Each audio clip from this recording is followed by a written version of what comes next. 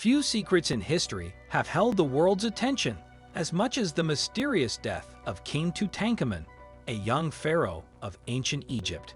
Scholars, archaeologists, and private historians have been trying to figure out how he died for decades. Now, the world is on the verge of finding out the truth, as an expert boldly claims to have solved the puzzle of Tutankhamun's death, which has been a secret for thousands of years. But can we really figure out the secrets of a long-ago time, untangle the complicated lines of a long-forgotten past, and find the truth that has been hiding from us for so long? Join us as we look at the latest news and try to figure out if the mystery of King Tutankhamun's death is finally solved. The circumstances surrounding the passing of King Tutankhamun, also known as King Tut, have been a mystery for a long time. The legendary ancient Egyptian ruler had a short lifespan of only 17 years until his unexpected death. Despite numerous hypotheses proposed by experts, scientists believe they have found the underlying reason why his light went out so quickly. One knowledgeable person claims to have solved the riddle surrounding King Tutankhamun's passing. The baby's mother was also his father's sister, giving him a genetic disadvantage.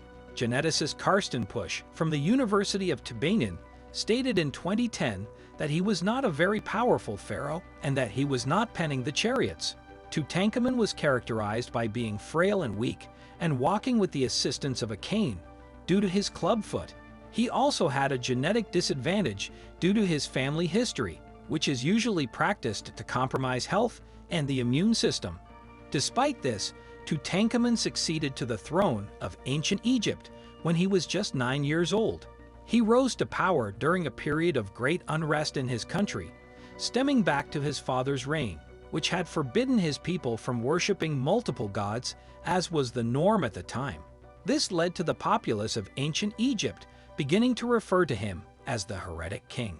When Tutankhamun became pharaoh, he reversed the decision his father had made and modified his name to what it is today. He needed to correct many of the mistakes his father had made throughout his reign, as the Canton had brought Egypt's economy to its knees and allowed Egypt's connections with other nations and kingdoms to deteriorate. As a preteen pharaoh, experts have some evidence that Tutankhamun's relationship-building efforts were successful, as evidenced by gifts from other kingdoms tucked into his tomb. However, the ancient Egyptians still faced conflict under King Tut's leadership, particularly with the Asiatics and the Nubians. King Tutankhamun's reign wouldn't even last a decade, as he had various health problems throughout his life.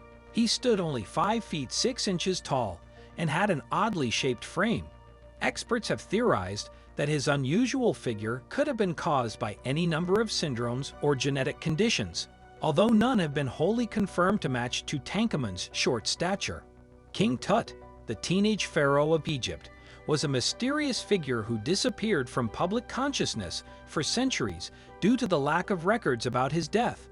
British archaeologist Howard Carter was one of those who sought to locate his ultimate resting place.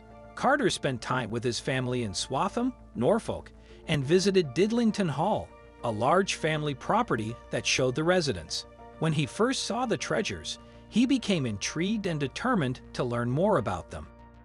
In 1914, Carter was employed to lead a dig in the Valley of the Kings, but World War I stopped his efforts and forced him to serve as a government courier and interpreter instead.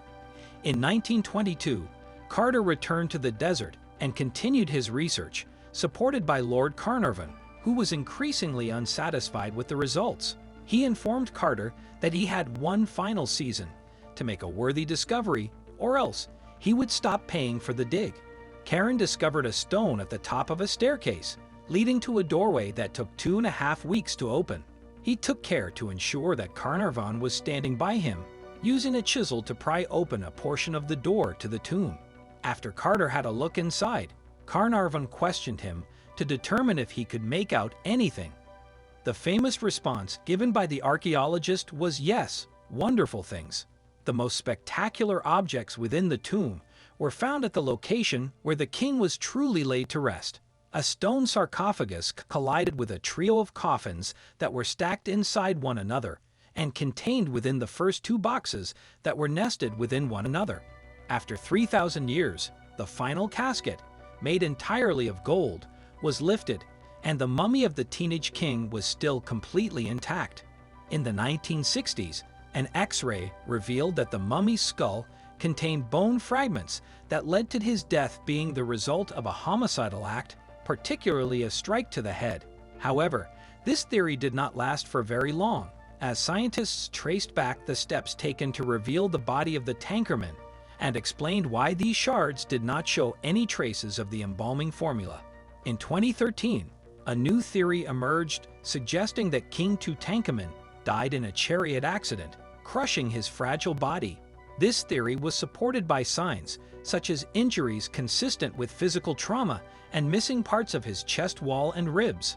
However, the team concluded that they were dealing with a criminal case involving a thief who had committed crimes between 1926 and 1968.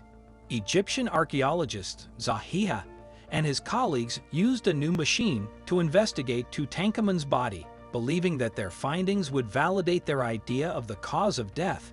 They found a fracture on his left leg, which was the result of an event 2 days before his death.